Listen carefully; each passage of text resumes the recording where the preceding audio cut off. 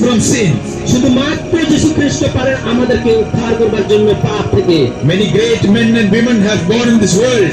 অনেক মহান ব্যক্তিগণ এই পৃথিবীতে জন্মগ্রহণ করেছিলেন। They have achieved great things in their life. তারা অনেক কিছু প্রাপ্ত করেছিলেন নিজের জীবনে। They have conquered many kingdoms. তারা অনেক সাম্রাজ্যকে তারা জিতে নিয়েছিলেন। They have established their own empires by killing many people.